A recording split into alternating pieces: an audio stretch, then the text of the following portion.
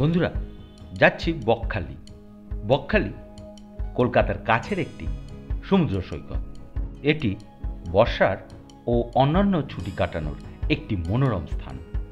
আজ আমরা প্রায় ৩০ জন চলেছি এই মনোরম স্থানটি দেখতে।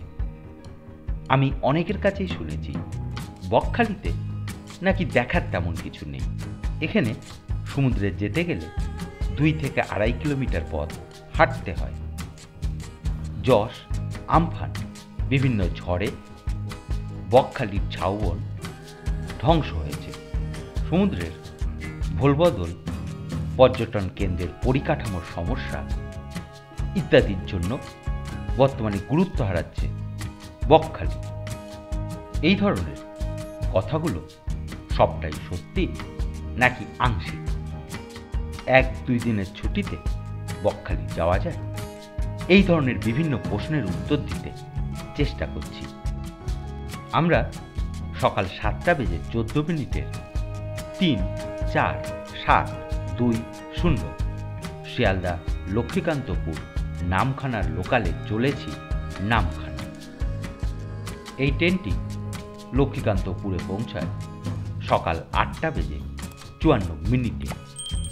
এই ট্রেনটি আবার ৯:১৫ লক্ষ্মীকান্তপুর থেকে ছেড়ে নামখানা পৌঁছায় সকাল ১০:০৫। ঘড়িতে এখন সময় সকাল ১০:০৫। আমরা পৌঁছালাম নামখানা।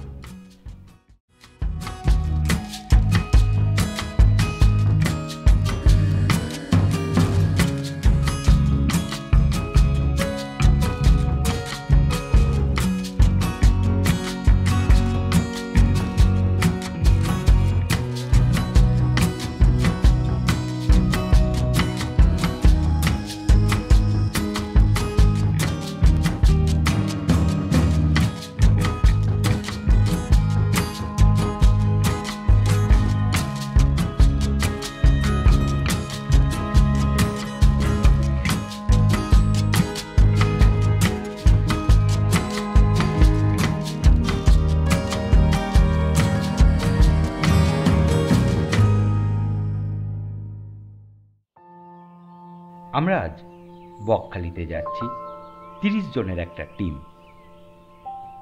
আমরা কিছুজন স্টেশনের বাইরে চলে এসেছি। দেখছি আমাদের অন্যান্য সাথীরাও চলে এসেছে। নামখানা থেকে টোটো, অটো ও বাসে বকখালি যাওয়া যায়।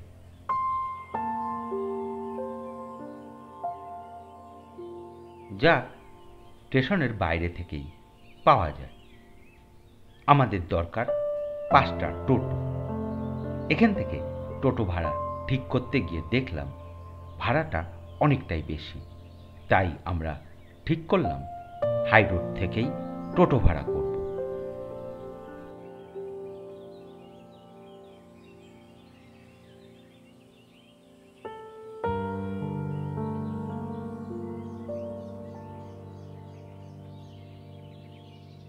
স্টেশন থেকে হাই রোডের দূরত্ব খুব বেশি নয়। এখন আমরা হাই রোডের পথে।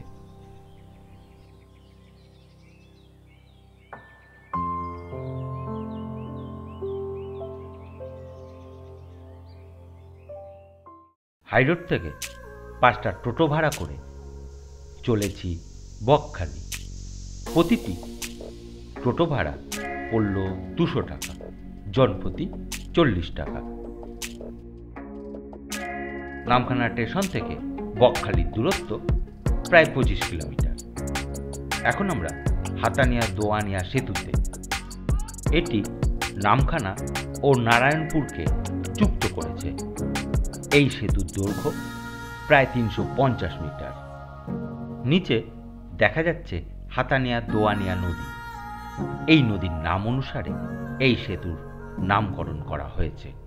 সেতুটির কাজ আরম্ভ হয় ২০১৪ সালে। ব্রিজটি চালু হয় ২০১৯ সালে।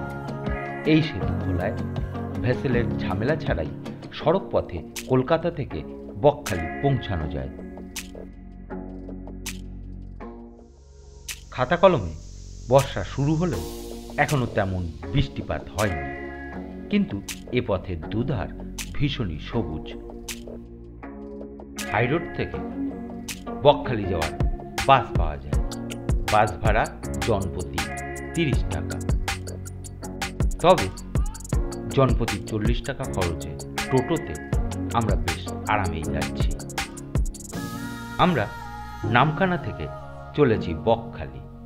তবে নামখানা থেকে বাগডাঙ্গা হয়ে সহজে মৌসুনী দ্বীপে যাওয়া যায়।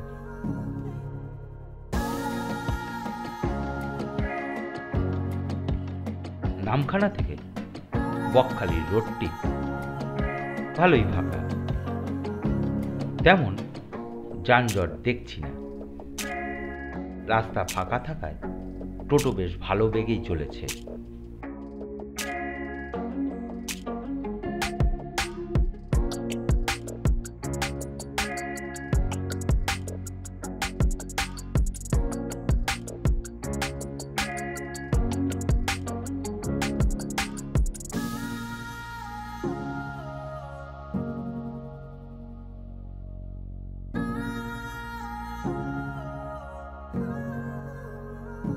সকাল 11:10 আমরা প্রায় পৌঁছে গেছি বকখালি।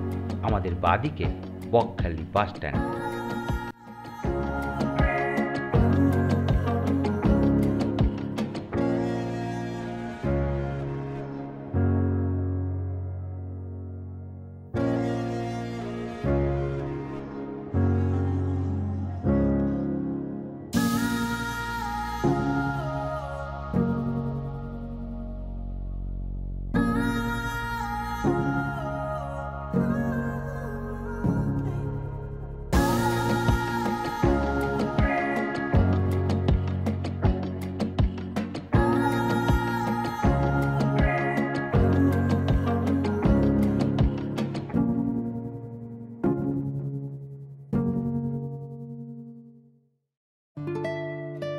বকখালিতে এসে আমরা উঠলাম ইউনিক গেস্ট হাউসে।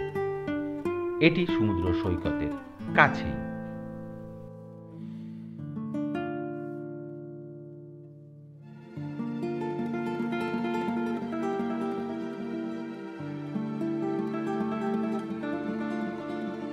এটি এই গেস্ট হাউসের একটি 3 শয্যার রুম।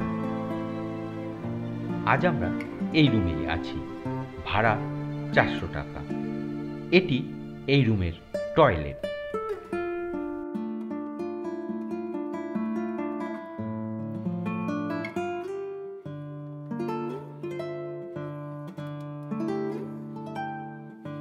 বেলা 1টা বেজে গিয়েছে।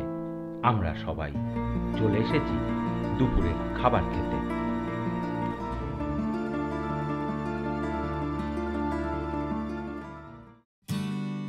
খাবার খেয়ে ঘণ্টাখানেক বিশ্রাম নিয়ে চলে এসেছি সমুদ্র স্থানে। দেখছি এখন ভাটা চলছে। সমুদ্রের দূরত্ব প্রায় 500 মিটার। তবে শীতে এই দূরত্ব কিছুটা বাড়ে।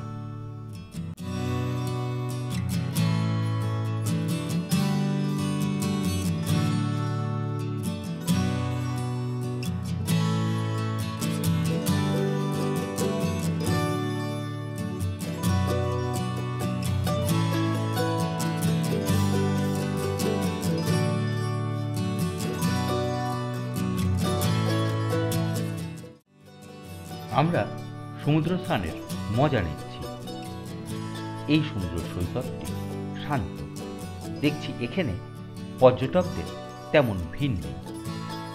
বকখালি সমুদ্র সৈকতের এই শান্ত ও শান্তিপূর্ণ পরিবেশে ছুটি কাটানোর মজাই আলাদা।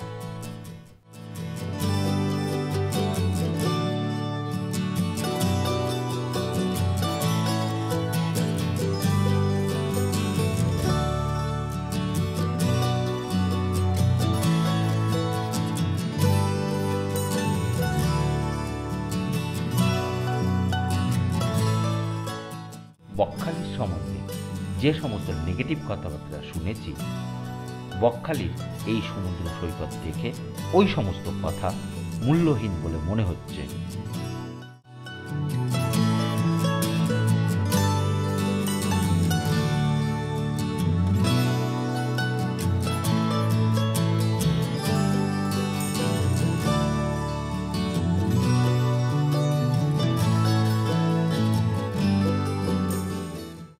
আমরা প্রায় বেলা 2টোর সময় এখানে এসেছিলাম। এখন সময় বিকাল 5:30। দেখছি সূর্য পশ্চিম আকাশে ঢলে পড়েছে। এই সময় স্থানটিকে দেখতে অসাধারণ লাগছে। দুপুর 2টো থেকে বিকাল 5:30, এই 3.5 ঘন্টার সময় এখানে যে কিভাবে কাটল কিছুই বুঝতে পারলাম না।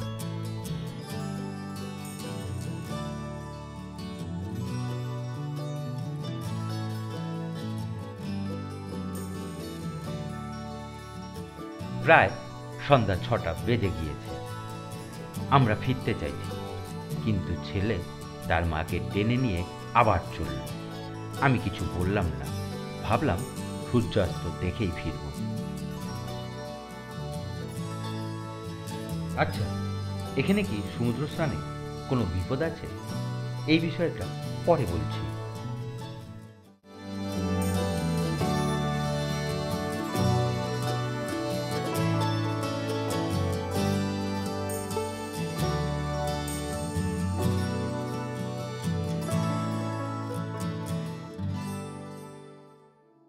সন্ধ্যায় হোটেলে ফিরে স্নান করে আবার চলে এসেছি সমুদ্র সৈকতে। সন্ধ্যায় চেনা সমুদ্র সৈকতটিকে লাগছে অচেনা। সন্ধ্যায় সমুদ্র সৈকতটি আলোতে বেশ সেজে উঠেছে। বেশ কিছুক্ষণ ভালো সময় এখানে কাটানো যায়। দেখছি এখানকার সমুদ্র সৈকতের বাজার। এই বাজারে আছে বিভিন্ন স্থায়ী ও অস্থায়ী দোকান, পাওয়া যাচ্ছে রকমারি জিনিসপত্র।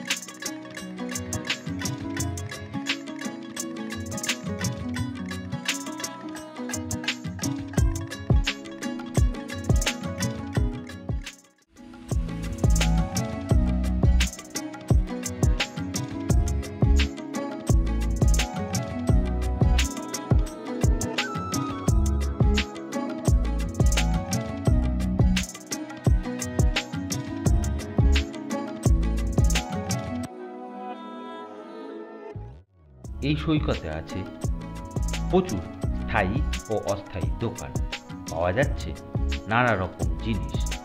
এই বাজারে বিভিন্ন জিনিসের সঙ্গে আছে খাবার দাবারের ভালোই আয়োজন। এখানে পাওয়া যাচ্ছে আইসক্রিম, মশলা মুড়ি, ভেলপুরি, বিভিন্ন ধরনের মাছ ভাজা, আরও কত কি। দিনের শেষে বলতে পারি বকখালিতে প্রথম দিনটি কাটল দারুণ।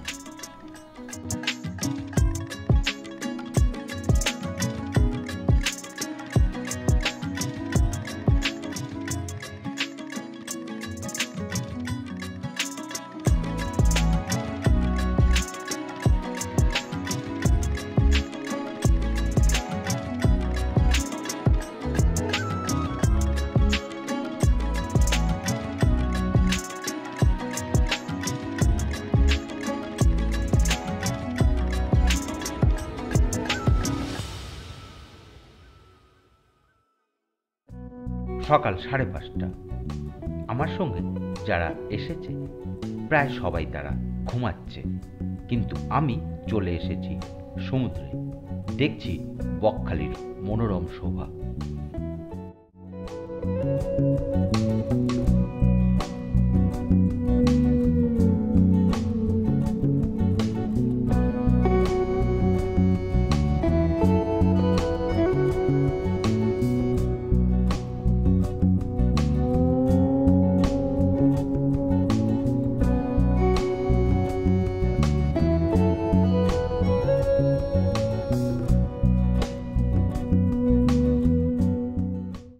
আমি সমুদ্রের ধার বরাবর হাঁটছি, দারুণ লাগছে।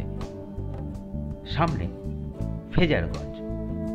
সমুদ্রের ধার দিয়ে হেঁটে গেলে সহজেই বকখালি থেকে ফেজারগঞ্জে যাওয়া যায়।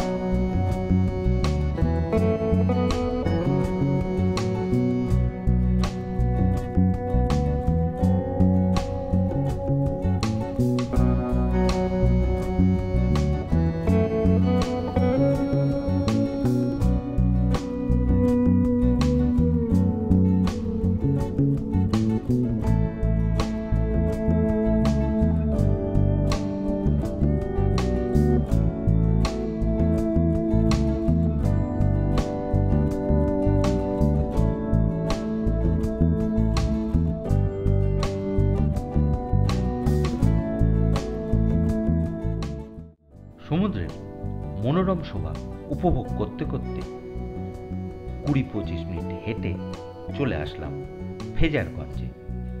এখানে আছে কিছু বায়ুকল। এর আগে এগুলোর সাহায্যে বিদ্যুৎ উৎপাদন করা হতো, কিন্তু এখন আর এগুলো দ্বারা বিদ্যুৎ উৎপাদন করা হয় না। এটা ফেজার সাহেবের জরাজীর্ণ বাড়ি। স্থানীয়দের মতে এখানে ফেজার সাহেব বাস করতেন। অ্যান্ড্রু ফেজার সাহেব ছিলেন বাংলার লেফটেন্যান্ট গভর্নর।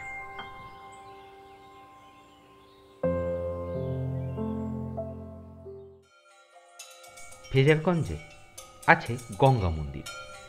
এই মন্দিরে বিরাজ করছেন মা গঙ্গা, মহাদেব ও অন্যান্য দেবদেবী।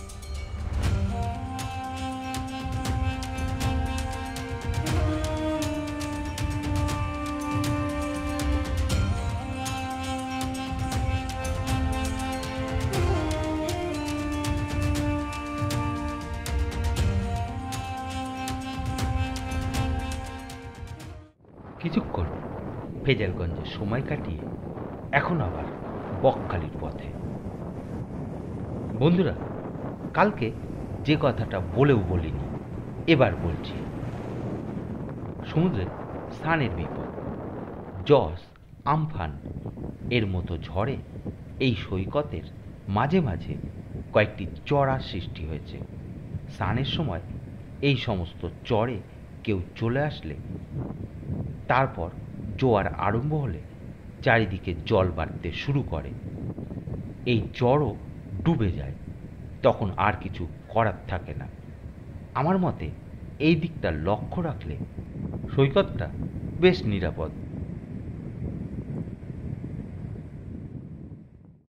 বকখালি সৈকতে পৌঁছে দেখি আমাদের সঙ্গে আসা সঙ্গী সাথীরা সমুদ্র স্নানের মজা নিতে চলে এসেছে।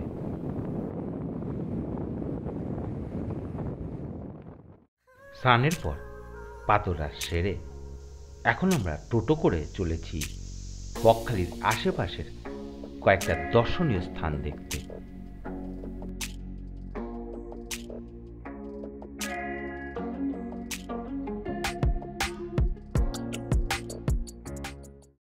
প্রথমেই চলে আসলাম বকখালির ইকো পার্কে। ইকো পার্কের এন্ট্রি ফি জনপ্রতি 20 টাকা।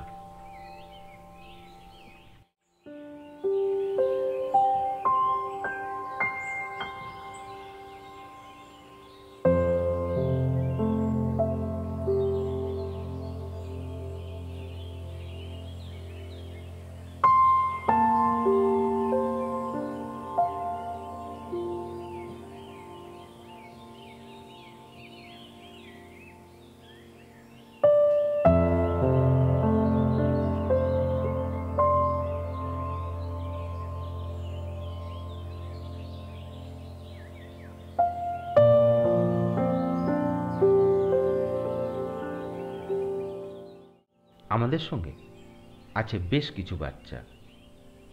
এই বাচ্চাদের জন্য স্থানটি খুবই ভালো। এই স্থানে এসে দেখা পেলাম ছোটা ভীম, পাতলু ও মোটুর।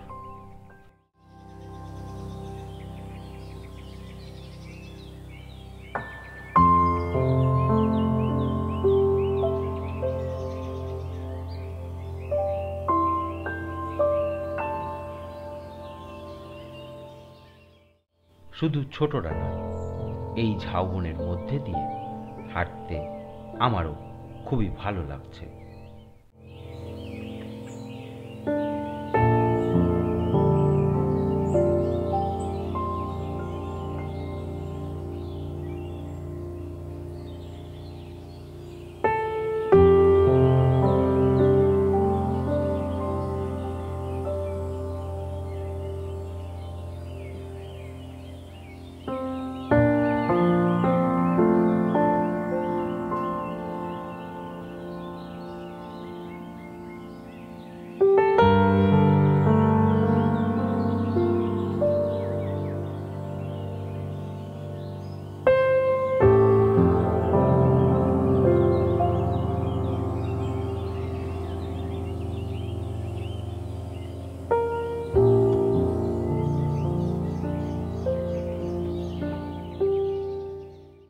ইকো পার্ক দেখে এখন আমরা যাচ্ছি হেনরিক আইল্যান্ডে।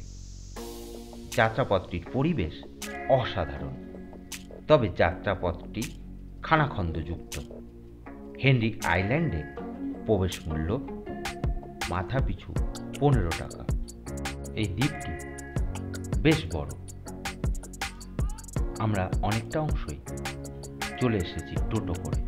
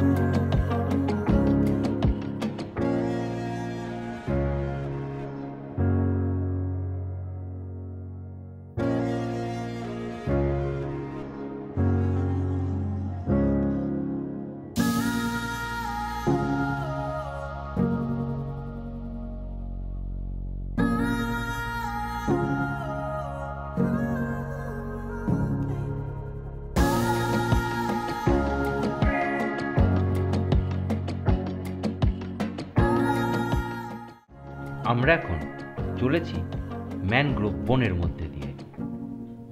সামনেই বাঁশ ও কাঠের সেতু। এখানে ম্যানগ্রোভ অরণ্যের সাথে দেখা মেলে বিভিন্ন পাখির।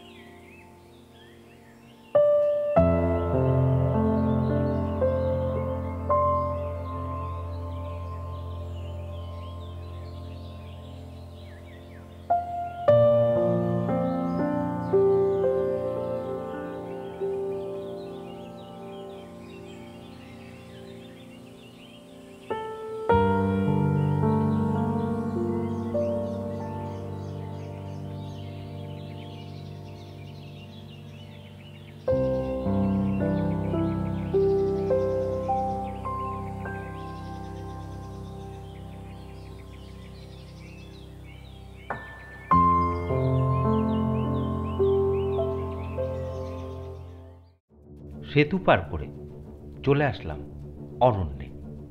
স্থানটি প্রকৃতির নিখুঁত বর্ণনা দিচ্ছে।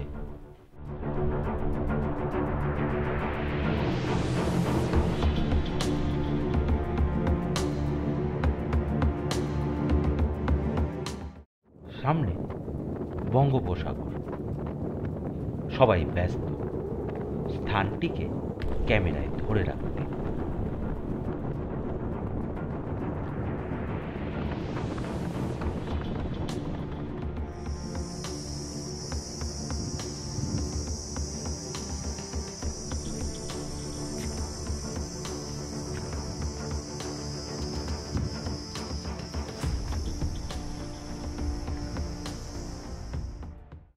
হেনরি আইল্যান্ড দেখে আমরা এখন চলেছি লালগঞ্জের দিকে। এটি বকখালির অন্য একটি নির্জন সমুদ্র সৈকত। লালগঞ্জ সমুদ্র সৈকত নামটি লাল হলেও এটি সাদা বালির সৈকত। এখানে আছে প্রচুর লাল কাঁকড়া, তাই হয়তো এই স্থানের নাম এমন।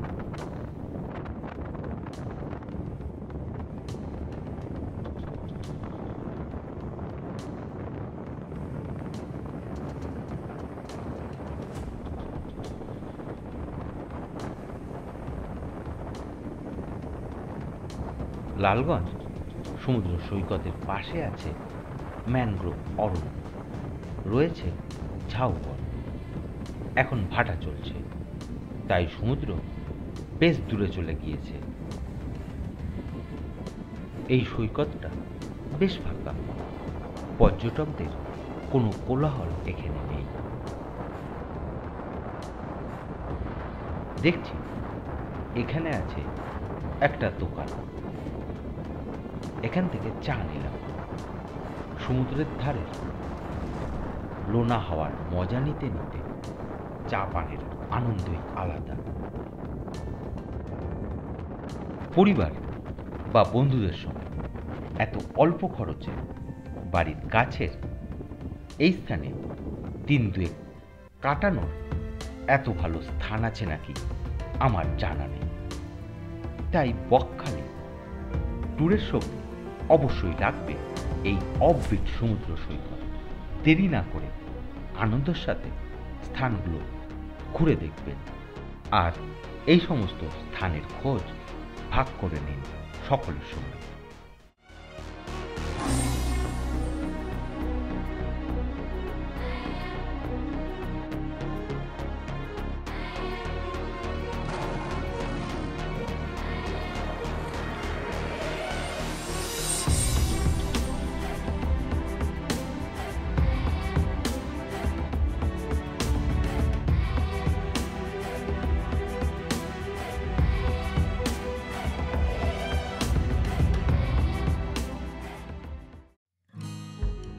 বকখালি ও বকখালির কয়েকটি দর্শনীয় স্থান দেখে এখন আমরা বাড়ির পথে।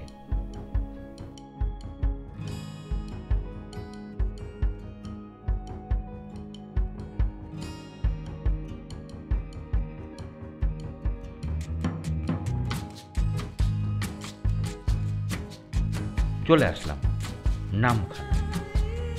বন্ধুরা, দেখতে থাকুন সফর সফর ভ্রমণ চ্যানেলটি। ভালো লাগলে সাবস্ক্রাইব করতে ভুলবেন না। ধন্যবাদ।